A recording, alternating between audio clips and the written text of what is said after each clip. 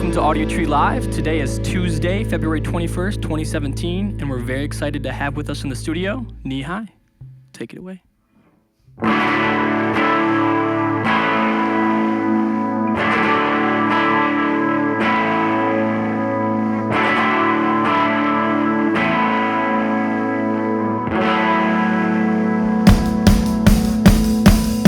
I took the wrong turn. You know my brain is on the back burn. I'm still not sure about the weekend. They all told me not to walk, but I run.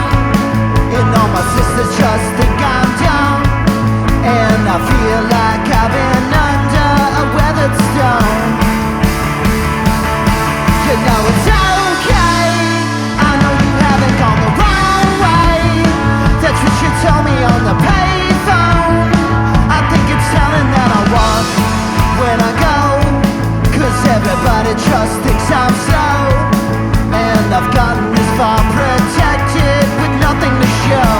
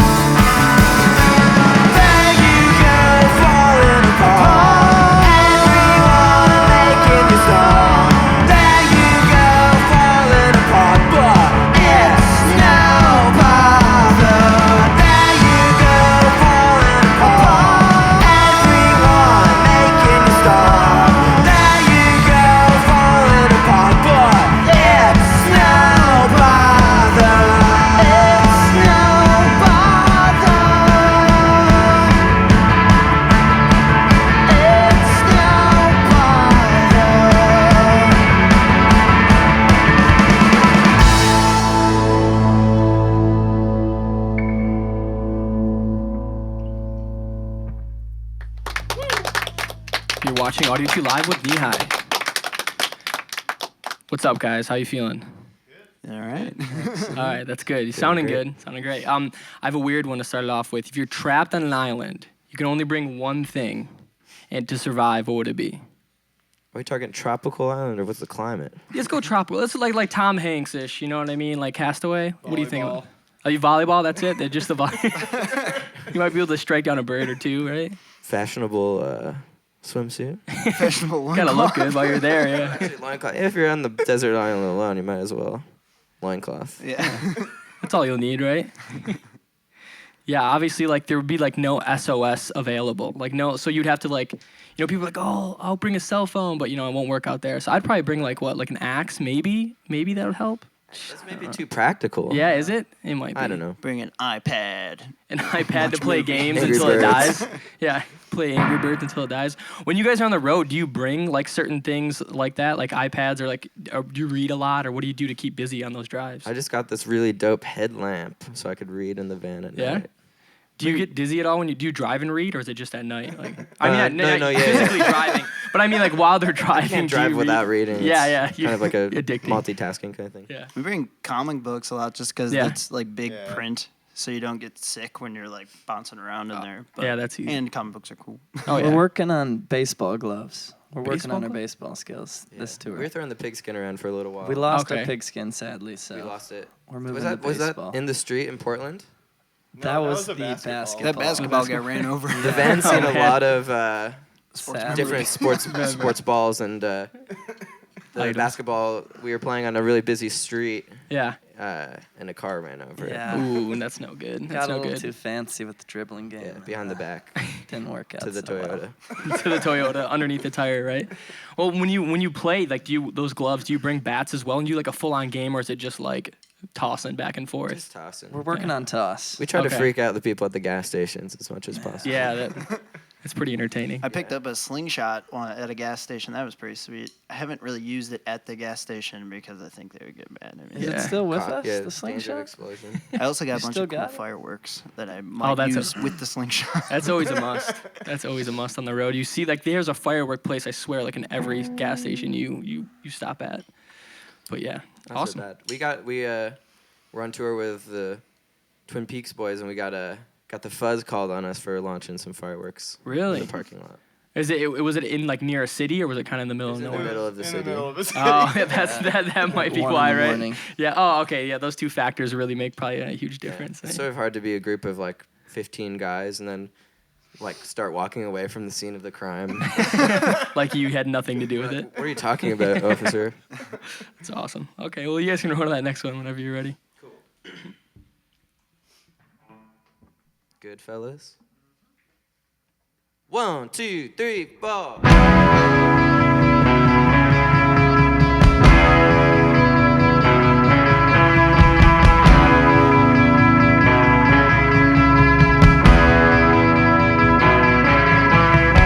Hey, don't wanna say I wanna stay your home. Girl, you try to change. I test my brain not to. Hey, don't wanna say I wanna stay your home. Yeah, the memory, I'll never stay the same.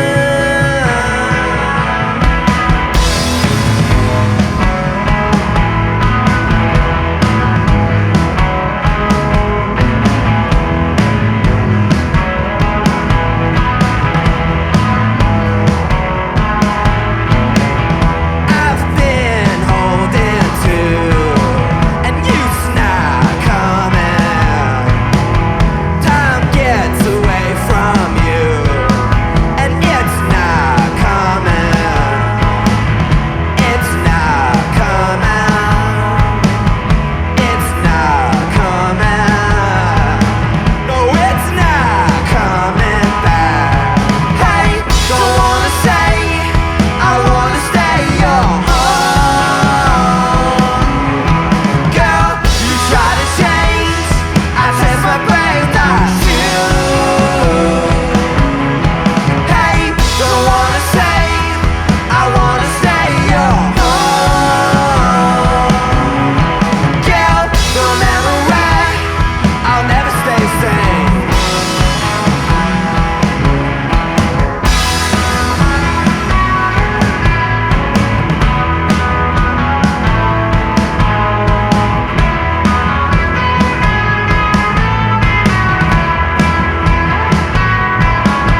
And if you call back all the things you had, it's really not fair to think the future's sad. 'Cause hey, don't wanna say I wanna stay your home. Girl, you try to change. I test my brain not to. Hey, don't wanna say I wanna stay your home. Yeah, the memory, I'll never stay the same. The same. The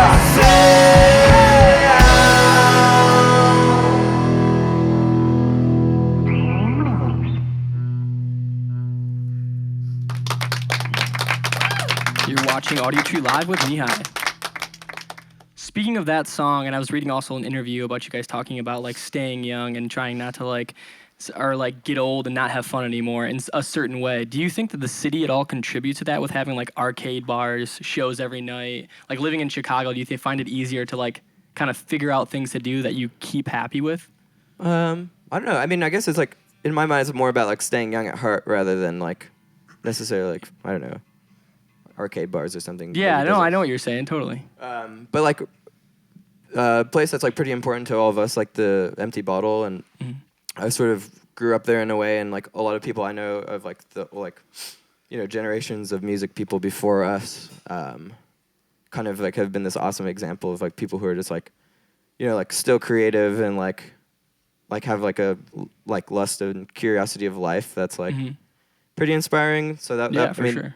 that's like exactly what I think about sort of like with the content of the song. Yeah, and with like kind of pushing the boundaries of like being creative still and not getting set in your ways. Do you mean like? Yeah, totally. And just like and still like enjoying life and having fun. Like you don't have to like hole up and like your life's not over like when you get married or Yeah, exactly. I don't know.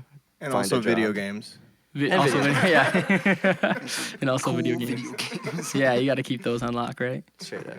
Yeah, I saw for the video too. It was pretty entertaining to watch. Can you guys tell me a little bit about like how that all was set up? Yeah, totally. One of you guys want to? We did it with Weird Life. You want to talk about it, James? Yeah, Weird Life Films, Ryan and Jackson James. We had done a video with them before too for our song Turncoat, and just like a nice collaborative process with them, and they're creative dudes and came together real nice. We just like reached out to some friends and told them they were gonna get hit with a leaf blower, and so they came by.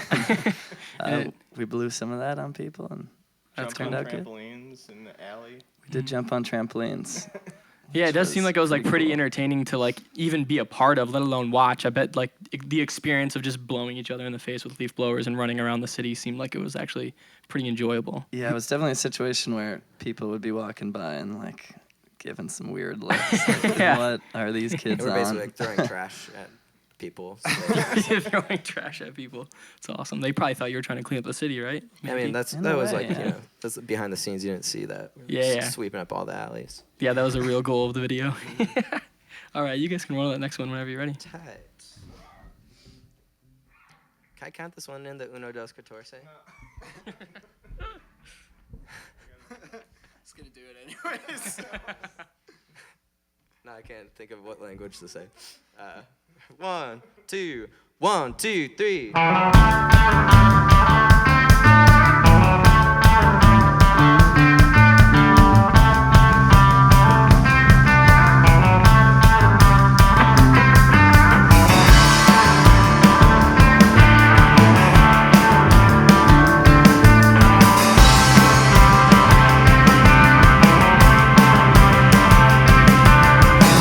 Fingers upon the plan, feelings and understand. I want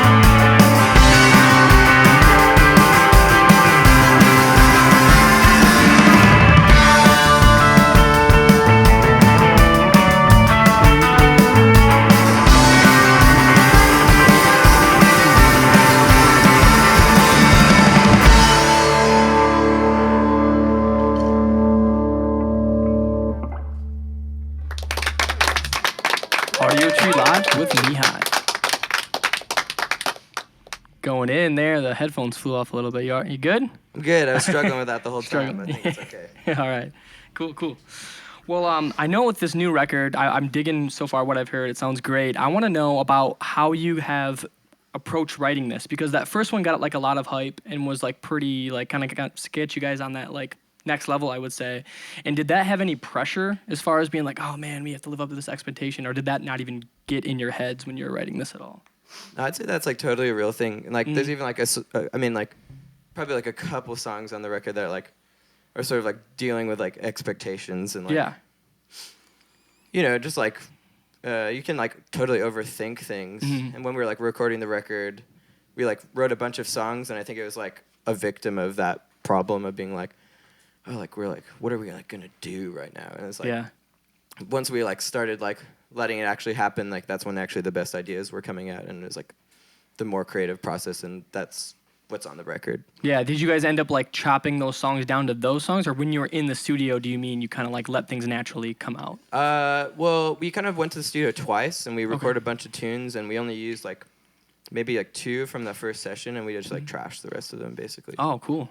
That's awesome. That's cool. You guys had like the time to kind of revise and kind of edit and luckily do your thing. Yeah, we were like overwriting at the at the beginning, like the first. We were just like overthinking and overwriting, like putting things and just like trying to make something that wasn't coming together. And then when we like you said, like when we let it happen more naturally, it's like it came together. And we obviously wrote a lot and worked really hard on it, but it came together. Yeah, you didn't feel as forced as before. You mean, that's totally cool. Do you think like having the support in the scene from the other local bands, like you were talking to, like Twin Peaks and those guys, do you think that helps at all, relieve a little bit of a pressure, just knowing that they've done it and other people that you look up to, like during the Empty Bottle days you're talking about, they've also been able to kind of come back with another album that was also successful? Did that help you at all, or did you not really pay much attention? I don't know. I think like the thing with like having such an awesome music scene is more of just like the inspiration and like sort of like the healthy challenge of being like making sure your shit's good. Because it's like a bunch of other people are doing really awesome, exciting stuff. So it's like, I want to do that. Like, you want to push for like further and just keep kind of like setting the bar. Yeah, totally. That's cool. Healthy competition. Yeah. It's not like you guys are cutthroat, dog eat dog. No, but I mean like we'll take anybody. They're going down. They're going. We'll take them on. Mikey's a astute wrestling fan, so he.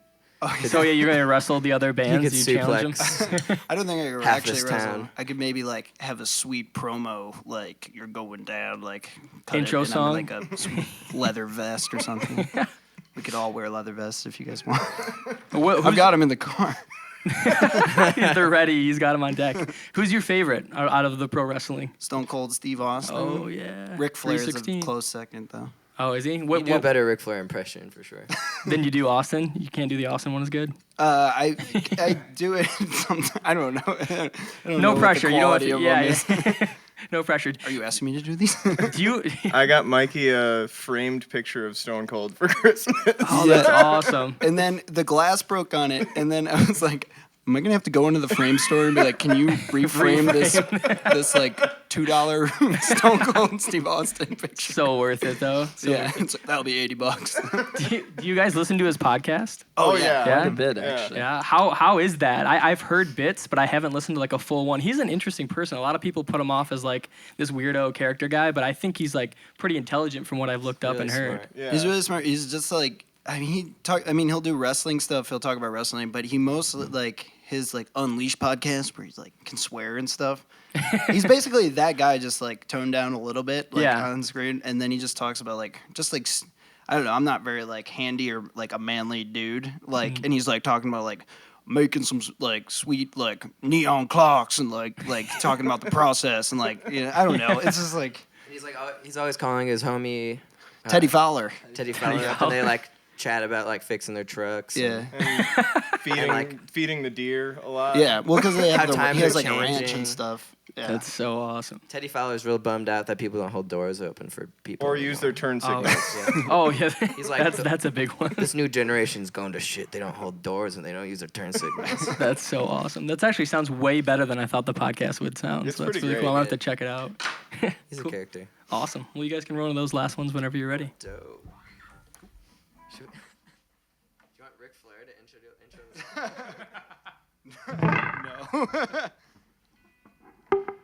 No.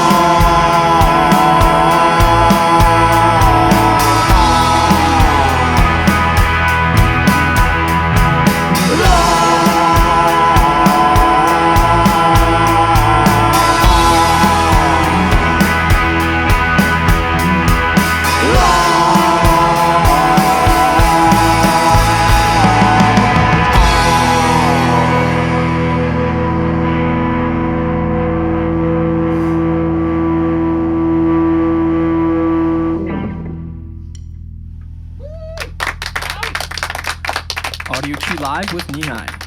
Thank you guys so much for coming in and killing it. Thank you, man. Appreciate it. Pleasure. This Yeah, has been really thanks. fun. Appreciate No, you got to check them out. They're playing at the Empty Bottle Friday. Are there tickets available still, or is it? Yeah, there's some tickets Awesome. left. Cool. So go make sure you check that out if you're here in Chicago. Also, their record Offers comes out this Friday as well. It's the release show, right? Obviously. Totally. Totally cool. And then they're going on tour towards the east-ish, right? The whole country. The whole shebang. Country, the whole big deal. So make sure if you go check them out if they're coming near you. Also want to thank the lighting and camera crew, the audio engineers, everyone here at Audiotree who kind of helps make this all happen. You can help support us and the band by downloading the session when it comes out in a few weeks. Until then, we'll see everyone next time. Cheers, thanks. Thank you. Thanks. Thanks. Thank you very much, everybody.